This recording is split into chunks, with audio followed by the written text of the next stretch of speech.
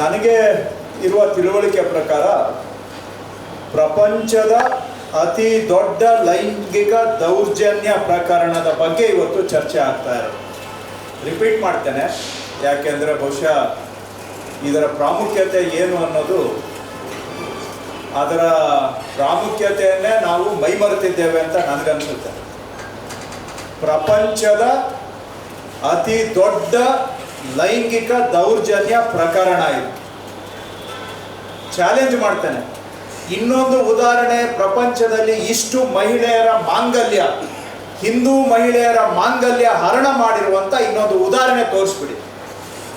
ಯಾವ ಜಾತಿ, ಯಾವ ಧರ್ಮ ಇಷ್ಟೊಂದು ಮನೆಗಳನ್ನು ಬೀದಿಗೆ ಹಾಕಿ ಮನೆ ಹಾಳು ಮಾಡುವಂಥ ಇನ್ನೊಂದು ಪ್ರಕರಣ ಇದ್ದರೆ ಮಾತಾಡಿ ಯಾರಾದರೂ. ಇವತ್ತು ವ್ಯವಸ್ಥಿತವಾಗಿ ಇಡೀ ಒಂದು ಜಿಲ್ಲೆಯಲ್ಲಿ, ಇನ್ನೆಲ್ಲೆಲ್ಲಿ ಏನು ನಡೆದಿದೆ ನಮಗೆ ಗೊತ್ತಿಲ್ಲ, ಒಂದು ಜಿಲ್ಲೆಯಲ್ಲಿ ಯಾರ ಮನೆಗೆ ಹೆಜ್ಜೆ ಇಟ್ಟರೆ ಅವರ ಮನೆಯನ್ನು ಹಾಳು ಮಾಡುವಂತಹದ್ದು ನಡೆದಿದೆ ಅನ್ನುವಂಥ ಆರೋಪ ಇದೆ.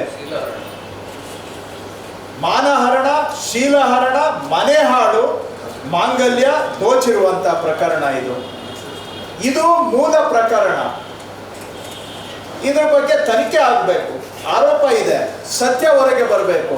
ಯಾರು ಮಾಡಿದ್ದು ಹೌದಾ ಇಲ್ಲವಾ?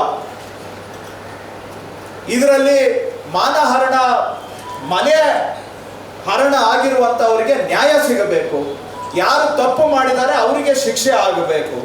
ಇದು ನಮ್ಮ ಗುರಿ ಆಗಬೇಕು. ಆದರೆ ಇವತ್ತು ನಡೀತಾ ಇರೋ ಚರ್ಚೆ ಹೇಗಿದೆ ಅಂದರೆ, ದಿಕ್ಕು ನೋಡಿದಾಗ ಮಾನಹರಣ ಮಾಡಿದ್ದು ಅಪರಾಧ ಅಲ್ಲ, ಮನೆ ಹಾಳು ಮಾಡಿದ್ದು ಅಪರಾಧ ಅಲ್ಲ,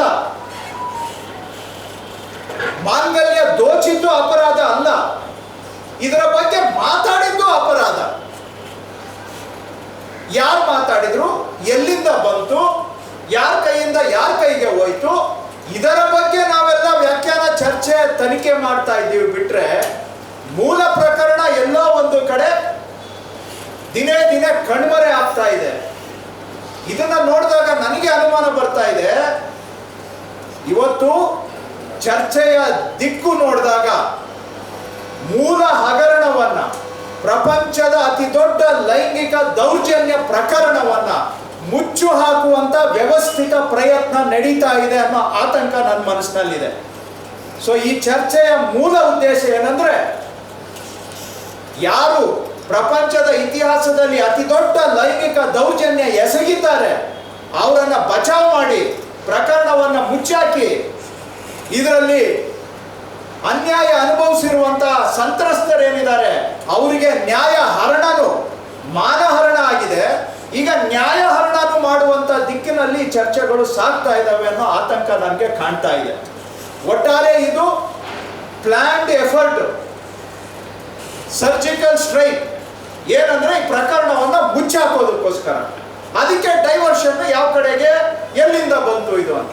ಸೊ ಹೇಗಿದೆ ಅಂದ್ರೆ, ದರೋಡೆ ಮಾಡಿದ್ದು ಅಪರಾಧ ಅಲ್ಲ, ಯಾರು ದರೋಡೆ ಮಾಡಿದ್ರು, ಯಾರ ಮನೆ ದರೋಡೆ ಮಾಡಿದ್ರು ಇದು ಮುಖ್ಯ ಅಲ್ಲ, ದರೋಡೆ ಬಗ್ಗೆ ಕಂಪ್ಲೇಂಟ್ ಯಾರು ಕೊಟ್ಟರು ಅನ್ನೋದು ಮುಖ್ಯ ಆಗ್ಬಿಟ್ಟಿದೆ. ಈಗ ರೇಪ್ ಮಾಡಿದವರು, ಮಾಡಿಸ್ಕೊಂಡವರು ಎಲ್ಲಿಗೋ ಹೊಟ್ಟೋದ್ರು, ಯಾರಿಂದ ರೇಪ್ ಗೊತ್ತಾಯ್ತು, ರೇಪ್ ಆಯ್ತು ಅಂತೇಳಿ ಅಂತ. ಇದು ಮಹಿಳೆಯರ ಮಾನದ ಬಗ್ಗೆ ಮಾತಾಡ್ತಕ್ಕಂಥವ್ರು, ಆ ಮಹಿಳೆಯರಿಗೆ ನ್ಯಾಯ ಸಿಗೋದಕ್ಕೆ ಏನ್ ಮಾಡ್ತಾ ಇದ್ದಾರೆ ಇವತ್ತು?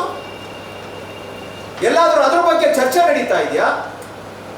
ಯಾರು ತಪ್ಪಿಸಿದ್ದಾರೆ ಅವರಿಗೆ ಶಿಕ್ಷೆ ಆಗ್ಬೇಕು ಅನ್ನೋ ಚರ್ಚೆ ನಡೀತಾ ಇದೆಯಾ? ಎಲ್ಲಿಂದ ಬಂತು ಅಂತ.